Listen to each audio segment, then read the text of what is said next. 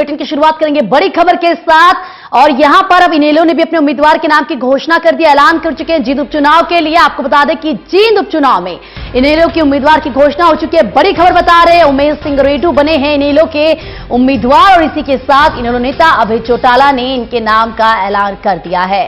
तो जींद उपचुनाव में इनेलो के उम्मीदवार की घोषणा भी हो चुकी है। बीजेपी, कांग्रेस, जेजेपी अपने उम्मीदवारों की घोषणा कर चुकी है और अब यहां पर साफ तौर पर 3 जाट उम्मीदवार। जिस तरीके से जींद उपचुनाव है बेहद दिलचस्प ये माना जा रहा है, सेमीफाइनल के तौर पर देखा जा रहा है और इसी के साथ सभी पार्टियां यहां पर पूरी तैयारी के साथ मैदान में उतरती नजर आ रही है। जिस तरीके से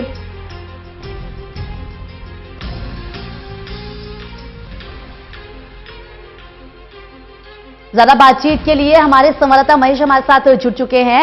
महेश, यहां पर अब साफ तौर पर इनेलो ने भी अपने उम्मीदवार का ऐलान कर दिया है। उमेश सिंह रेडू इनके उम्मीदवार होंगे। देखिए, उमेश रेडू के नाम का जो ऐलान है, आधिकारिक घोषणा है, वो अभी अभय सिंह चौटाला की तरफ से नहीं की गई है। लेकिन साथ ये बात मैं कह सकता हूं कि उमेश रेडू का नॉमिनेशन फाइल करवाने अभय सिंह चौटाला निकल चुके हैं। उनका नॉमिनेशन पहले फाइल करवाया जा रहा है, उसके बाद ही मीडिया को ब्रीफिंग की जाएगी। और जो पार्टी मुख्यालय जींद में है इंडियन नेशनल लोकदल का, वहां पर उसके पीछे पार्क की जगह पर आईएनएलडी और बीएसपी के कार्यकर्ता इकट्ठा हैं। वहीं प्रेस कॉन्फ्रेंस की जगह बनाई गई है। नॉमिनेशन फाइल करने के बाद उमेश रेडू के नाम की आधिकारिक घोषणा अभय सिंह चौटाला करेंगे। इसके अलावा दिग्विजय सिंह चौटाला को जननायक जनता पार्टी अपने उम्मीदवार के रूप में चुनाव मैदान में उतार चुकी है। रात में रणदीप सुरजेवाला को कांग्रेस पार्टी ने चुनाव मैदान में उतारने का काम किया है। तो साफ ये बात कही जा सकती है कि जींद का चुनावी रण अब बेहद दिलचस्प होगा। एक एक वोट की कीमत रहेगी और क्योंकि उपचुनाव है और ऐसे में राहुल गांधी और अमित शाह सरीके जो नेता हैं वो इस चुनाव में दिलचस्पी ले रहे हैं। तो ऐसे में तमाम जो नेता और कार्यकर्ता हैं उन्हें बहुत ज्यादा संजीदगी से काम करने की जरूरत पड़ेगी। और ये कह सकते हैं कि तमाम राजनीतिक दलों के जो अलग अलग राजनीतिक दलों के नेता हैं पूरे हरियाणा प्रदेश से इस वक्त जींद पहुंच चुके हैं। जींद में डेरा डाले रखेंगे और जब तक कि मतदान नहीं हो जाता एक एक वोट को फॉलो करने की कोशिश की जाएगी और ज्यादा से ज्यादा लोगों को अपने साथ जोड़ने की कोशिश तमाम राजनीतिक दल करेंगे। चाहे आईएनएलडी की बात की जाए, जननायक जनता पार्टी की बात की जाए, कांग्रेस पार्टी की बात की जाए और चाहे भारतीय जनता पार्टी की बात की जाए, पूरी सरकार जींद में यहाँ पहुंच चुकी है और कोशिश करेंगे कि जो तमाम नेता है वो एकजुट होकर कहीं ना कहीं बीजेपी को जीत की मंजिल तक पहुंचाने का काम करे। तमाम कांग्रेसी नेता जींद पहुंच चुके हैं और तमाम जो कांग्रेसी कार्यकर्ता हैं वो जींद कार्य कर रहे हैं। और अगले करीब मतदान के दिन तक हम कह सकते हैं कि ये जो जमावड़ा है जींद में बना रहेगा। जी बिल्कुल, महेश हमारे साथ विजेंद्र भी बने हुए, विजेंद्र के पास जाएंगे। विजेंद्र, जिस तरीके से यहाँ पर अभी अभय चौटाला ने अपने उम्मीदवार के नाम का ऐलान कर दिया है, वहां पर कौन कौन से जो उनके बड़े नेता हैं मौजूद और किस तरीके की तस्वीरें देखने को मिल रही है, क्या कुछ जानकारी है आपके पास? बिल्कुल, देखिए प्रीति, जो कांग्रेस पार्टी के उम्मीदवार हैं रणदीप सिंह सुरजेवाला, उनकी बात करें वो पहुंच चुके हैं। और सबसे बड़ी बात जो मांगेराम पुष्कर है जो सबसे चर्चित उम्मीदवार रहे हैं यहाँ पर, हालांकि वो किसी पार्टी से चुनाव नहीं लड़ रहे हैं, उनके घर आशीर्वाद लेने यहाँ पर पहुंचे हैं। और अशोक तंवर उनके समर्थन में पहुंचे हैं। थोड़ी देर में भूपेंद्र सिंह हुड्डा यहाँ पर पहुंच जाएंगे और अभय सिंह चौटाला यहीं पर है, सांसद दुष्यंत चौटाला यहीं पर है। तो कहीं ना कहीं जो जितने दिग्गज है तमाम पार्टियों के यहाँ पर मौजूद है और अपने उम्मीदवारों के समर्थन में यहाँ पर जुटे हुए हैं और उनका नामांकन भरवाने के लिए भी थोड़ी देर में प्रक्रिया शुरू हो जाएगी। हालांकि इनेलो के जो उम्मीदवार हैं उमेश सिंह रेडू, जिनके नाम है वो एक दिन पहले ही अपना नॉमिनेशन फाइल कर चुके हैं। आज सिर्फ उनके नाम पर मोहर लगनी है और परफॉर्मा देकर वो अपने जो है उम्मीदवारी जताएंगे। फिलहाल अभय सिंह चौटाला भी जींद के अंदर मौजूद हैं और तमाम जितनी पार्टियां हैं उनके जो दिग्गज नेता यहाँ पर मौजूद हैं और अपने अपने उम्मीदवारों के समर्थन में यहाँ पर एक चुनाव प्रचार अभियान यहाँ पर एक तरह से उन्होंने शुरू कर दिया, तो जींद के अंदर डेरा डाल दिया है। जी विजेंद्र, जिस तरीके से हम देख सकते हैं अगर बीजेपी की बात करें तो जिस तरीके से उन्होंने अपना उम्मीदवार उतारा है, बेहद ही मजबूत पक्ष यहां पर रखा है। साफ तौर पर कांग्रेस की बात कर ले तो रणदीप सुरजेवाला को यहां पर उन्होंने अपना उम्मीदवार बनाया है। बात हम अगर जेजेपी की कर ले तो खुद दिग्विजय चौटाला यहां पर उम्मीदवार है। ऐसे में जिस तरीके से उमेश सिंह रेणु को यहां पर इनेलो ने अपना उम्मीदवार बनाया, उनके बारे में थोड़ा सा जानना चाहेंगे आपसे? बिल्कुल, देखिए जो रणदीप सिंह सुरजेवाला है उन्होंने निश्चित तौर पर जींद के समीकरण जरूर यहाँ पर बदले हैं, क्योंकि बड़ा चेहरा है, बड़ा नाम है और कोई भी पार्टी इसको हल्के में नहीं लेना चाहती है। क्योंकि खुद रणदीप सिंह सुरजेवाला एक विधायक है कैथल से और विधायक होते हुए दूसरे विधायक यहाँ विधायक का चुनाव लड़ रहे हैं। तो सीधा सा ये मैसेज देने की कोशिश की गई है कि जो आगामी विधानसभा चुनाव है उनकी तैयारी, उनका बिगुल एक तरह से बजा दिया है जो है कांग्रेस पार्टी ने। तो साफ तौर पर एक मैसेज देने की कोशिश की गई है कि ये जो चुनाव है ये मात्र उपचुनाव नहीं है, ये आगामी विधानसभा और लोकसभा के जो चुनाव है उनके लिए एक बिगुल है, उनके लिए एक शुरुआत है। और तो कोई भी पार्टी कोई कोर कसर नहीं छोड़ दी कि अपने उम्मीदवार को इस चुनाव में जितवाया जाए। जी जी, हमारे साथ महेश भी बने हुए हैं, महेश के पास चलेंगे। महेश, जिस तरीके से अगर हम देखें 3 उम्मीदवार इस बार जाट के हैं, जाट उम्मीदवार हैं, एक नॉन जाट है, तो क्या हम इसको अब ऐसे भी देख सकते हैं कि जाट वर्सेस नॉन जाट? देखिए, मुझे ये लगता है कि जाट से ज्यादा ये समझने की जरूरत पड़ेगी कि तमाम राजनीतिक दलों के पास आखिर विकल्प क्या थे। कांग्रेस पार्टी के पास रणदीप सुरजेवाला से बड़ा नाम नहीं था। तमाम जो स्थानीय कांग्रेसी नेता हैं उनसे कोशिश की गई थी, पूरी कोशिश की गई थी कि कोई स्थानीय नेता इस जिम्मेदारी को संभालने के बाद ये कोशिश की गई कि कोई जिताऊ उम्मीदवार जो है कांग्रेस पार्टी के हाथ आ जाए। जयप्रकाश के बेटे का नाम आखिर तक जो है चलाने का काम किया गया, लेकिन आखिरकार जब ये समझा गया कि ये चुनाव बेहद ज्यादा महत्वपूर्ण है और जिस तरीके से 3 राज्यों में कांग्रेस पार्टी को जीत जो हासिल हुई थी, उसके बाद नगर निगम चुनाव में 5 जगहों पर जो हार का सामना यहाँ पर कांग्रेस पार्टी को करना पड़ा, तो एक तरीके से जो कांग्रेस के पक्ष की लहर थी वो विपरीत चलने लगी थी। उल्टी लहर का सामना यहाँ पर कांग्रेस पार्टी को करना पड़ रहा था और लोग ये कहने लगे थे कि कांग्रेस का अब भविष्य नहीं है। चाहे लोकसभा की बात की जाए, चाहे हरियाणा में विधानसभा चुनाव को लेकर जनता की आम राय की बात की जाए।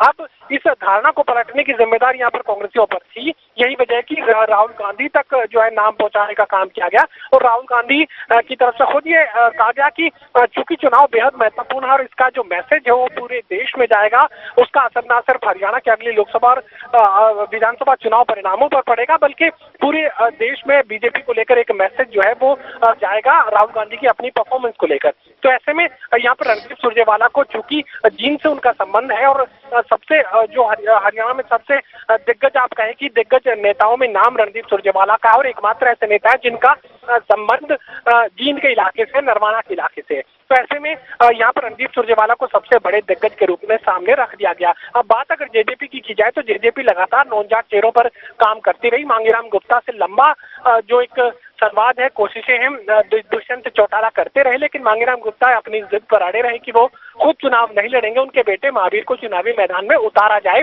जिसके लिए ना तो जेजेपी तैयार थी, ना तो कांग्रेस पार्टी तैयार थी और ना ही बीजेपी तैयार थी। तो ऐसे में मांगेराम गुप्ता चुनावी मैदान से बाहर रह गए और यहाँ पर सबसे मजबूत दावेदार चूंकि रणदीप सुरजेवाला चुनावी मैदान में उतर चुके थे और बीजेपी पहले से काफी ज्यादा हावी हो चुकी है, तो ऐसे में आखिरी विकल्प के रूप में यहाँ पर जो है दिग्विजय सिंह चौटाला को उतारा गया। चूंकि वो चौटाला परिवार के सदस्य हैं, जेजेपी में सबसे ज्यादा लोकप्रिय हैं, तो ऐसे में जेजेपी के एक एक कार्यकर्ता को जोड़ने के लिए और पार्टी के ग्राफ को उठाने के लिए यहाँ पर दिग्विजय सिंह चौटाला की जिम्मेदारी लगाई गई और जिम्मेदारी को निभाते हुए यहाँ पर दिग्विजय सिंह ने चुनाव मैदान में खुद उतरने का फैसला किया, क्योंकि मजबूती की जरूरत थी। सबसे ज्यादा मजबूत उम्मीदवार उन्हें हासिल नहीं हो पा रहा था, तो ऐसे में खुद दिग्विजय सिंह को जींद के चुनावी रण में उतरना पड़ा। जी बिल्कुल, हमारे साथ विनोद भी जुड़ चुके हैं। विनोद, आपके पास मैं आना चाहूंगी क्योंकि जिस तरीके से हम देख रहे हैं सेमीफाइनलिस्ट को कहा जा रहा है, अगर सभी पार्टियों की बात करें किस तरीके से अपने यहाँ पर जो सबसे स्ट्रांग उम्मीदवार है उनको यहाँ पर उतारे, कितना दिलचस्प चुनाव होने वाला है? देखिए, बिल्कुल सही कहा आपने कि चुनाव जब अनाउंस हुआ था उस समय तक बहुत ज्यादा चर्चा में हमारे सहयोगी जो अभी सुन भी रहा था उनका काफी सटीक विश्लेषण है और मैं बधाई देता हूं कि मांगेराम गुप्ता से लेकर जयप्रकाश को लेकर उन्होंने जिस तरह से चर्चा की है और वाकई ही कांग्रेस के हाथ कोई ऐसा बड़ा चेहरा, बड़ा नाम लोकल जो जिनका हो अपने दम पर चुनाव को लड़ सके या विनिंग कैंडिडेट लग सके, वो नहीं था। सबसे पहला दाव खेला कृष्ण मिड्डा के तौर पर, सिंपैथी की एक लहर भी उनके पास होगी निश्चित तौर पर। अरविंदर मिड्डा के बेटे हैं, हालांकि जीते वो इनेलो से थे लेकिन अब टिकट बीजेपी से लेके आए हैं, तो कहीं ना कहीं राजनीति में ये हम मान कर चलते हैं कि अगर किसी के विधायक की मृत्यु हो जाती है, अकाल मृत्यु हो जाती है, तो उनके परिवार से जुड़े लोगों को उपचुनाव में बहुत ज्यादा सिंपैथी मिलती है। तो ये कार्ड बीजेपी की तरफ से शुरू होता है। यहाँ उनके पत्ते अपने हिसाब से सही थे, लेकिन उपचुनाव है और उपचुनाव के बाद जो बड़ा मैसेज देना था, चाहे कांग्रेस की तरफ से कह लीजिए, जेजेपी की तरफ से कह लीजिए और या फिर कह लीजिए इनेलो की तरफ से, तो सारे समीकरण देखने के बाद अगर आज की डेट में आप आकलन करेंगे तो ये कह सकते हैं कि अब कांग्रेस भी रेस में आ चुकी है। लेकिन जितना जिनके बारे में मैं जानता हूं, जितना मैंने दिल्ली में बैठ के फॉलो किया है, तो तमाम चीजों को समझते हुए मैं कहूंगा कि दिग्विजय को उतार के सबसे उससे भी बड़ा पत्ता कह सकते हैं जीन के लिहाज से। हालांकि एक्सपीरियंस में, बड़े चेहरे में, एक्सेप्टेंस के नाम से ओवरऑल हरियाणा में या ओवरऑल इंडिया में भी जिस तरह से मीडिया का पूरा कार्यभार रणजीत सुरजेवाला के कंधों पे है, नाम वो बड़ा हो सकते हैं लेकिन जींद की रैली को आप भुला नहीं सकते। और यहाँ अब मुझे लगता है कि बीजेपी के कुछ नंबर कम हुए होंगे।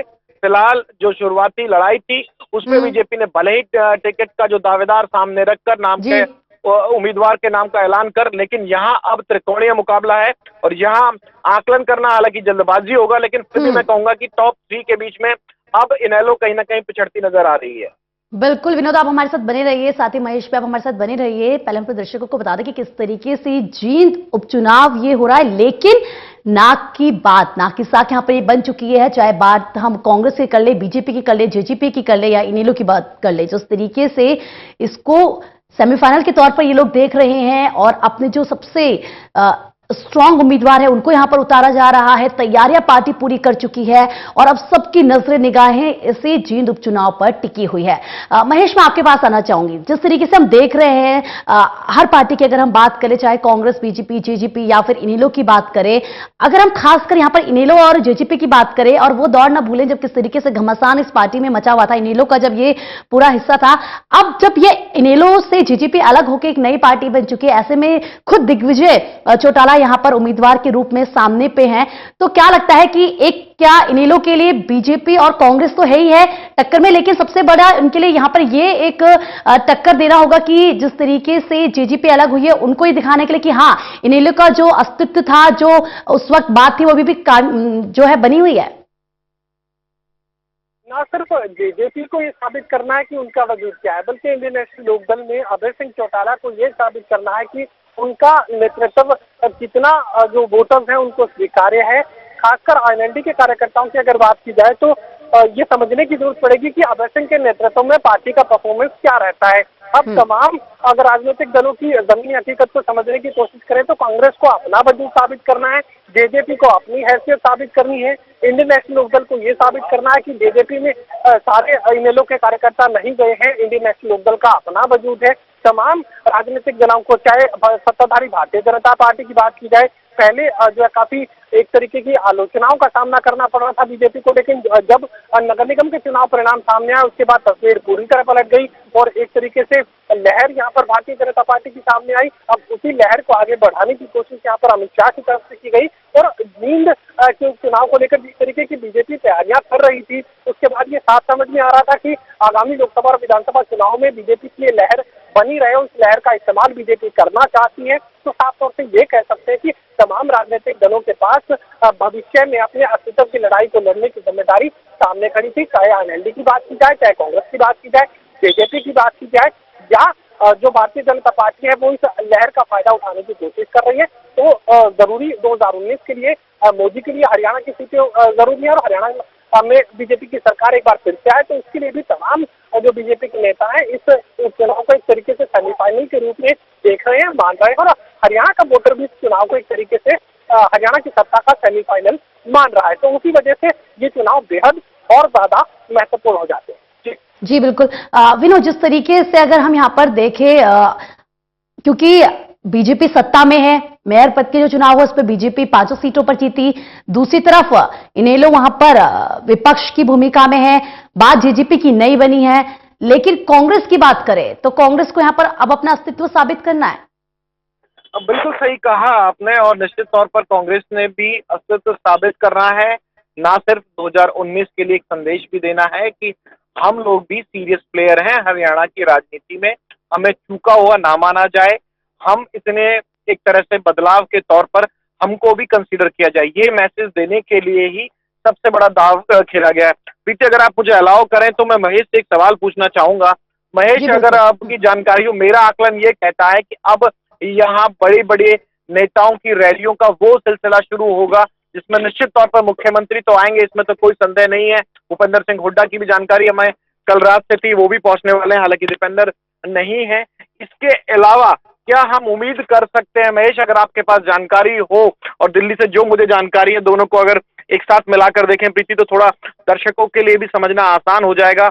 यहाँ आप मान के चलिए कि क्या, महेश से सवाल भी है, क्या अमित शाह और राहुल गांधी जैसे बड़े, सबसे बड़े जो कद्दावर हैं दोनों ही पार्टियों के, क्या उनकी भी रैलियां हो सकती हैं?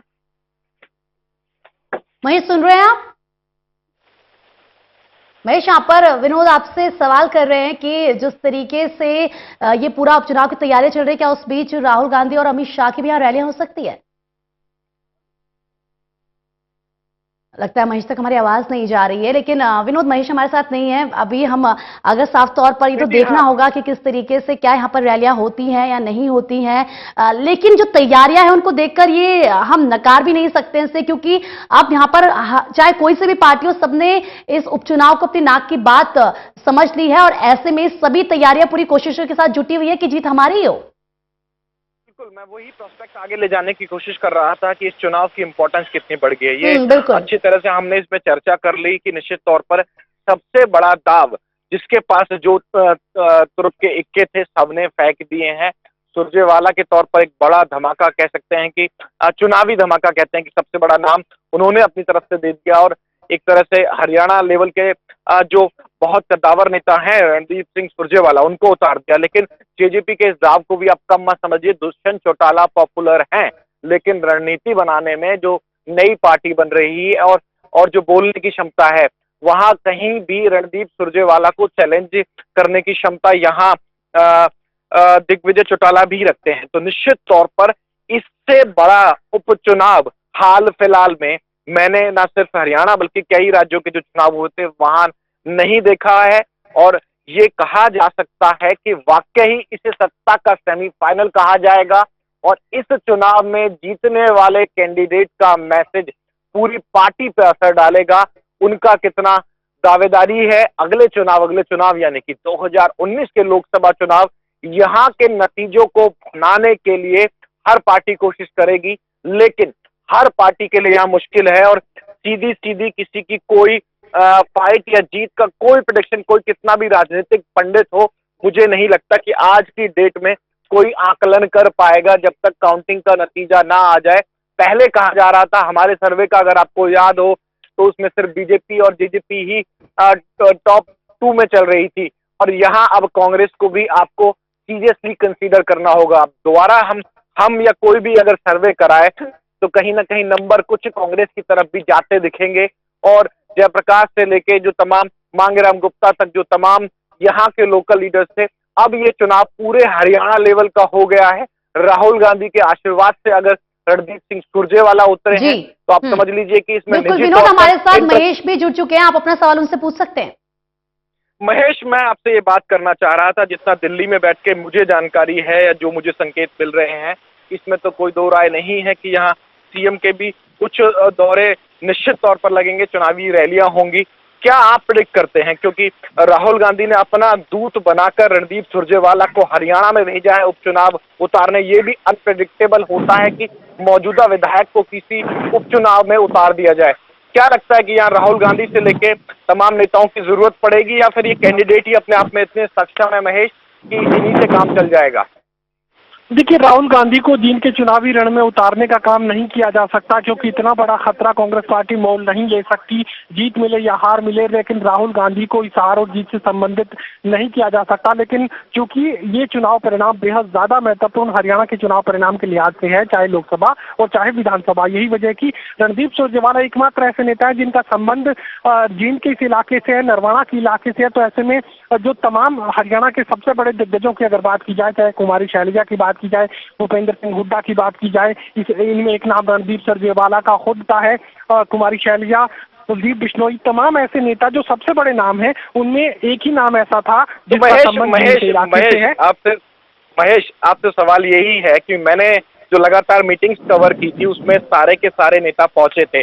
अब बेमन से ही या फिर मन से सही एक गुट की जीत तो है और रणदीप सुरजेवाला एक बड़े विश्वसनीय उतरे हैं पार्टी आला कमान के हिसाब से। क्या इतनी ही शिद्दत के साथ जो तमाम नेता एक टिकट के लिए जो उम्मीदवार के नाम के मंथन में बैठे थे, क्योंकि भूपेंद्र सिंह हुड्डा की जानकारी आप भी दे रहे हैं, जानकारी मेरे पास भी है कि वो पहुंचने वाले हैं, तो सारे जो नाम हम गिना रहे हैं, आप गिना रहे हैं, लगता है सब लोग मिलजुल कर ही अब इन रणदीप सुरजेवाला के पीछे खड़ा होना पड़ेगा और उनके लिए वोट मांगना पड़ेगा।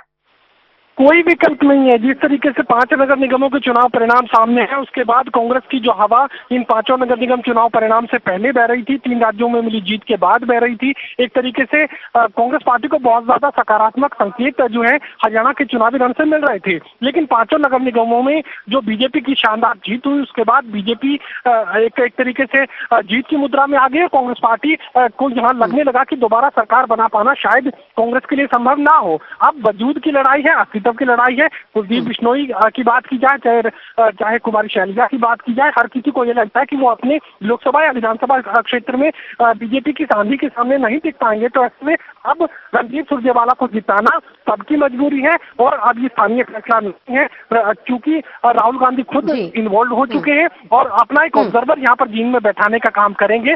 कोई भी बड़े से बड़ा नेता अगर 1% अगर नकारात्मक संदेश देने की कोशिश करता है, कहीं अपनी कोशिशों में किसी भी तरीके की ढील बरतने की कोशिश करता है, तो मिनटों के भीतर वो संदेश सीधे राहुल गांधी तक पहुंचा दिया जाएगा। किसी भी बड़े से बड़े नेता या छोटे से छोटे कार्यकर्ता की अब हैसियत नहीं है, क्योंकि राहुल गांधी खुद इस चुनाव को पर अपनी नजरें टिकाए हुआ, उनका ऑब्जर्वर यहाँ बिल्कुल महेश, यहाँ पर जी बिल्कुल, आप तमाम जानकारी देने के लिए आपका शुक्रिया। विनोद, आपका भी बहुत बहुत शुक्रिया। तमाम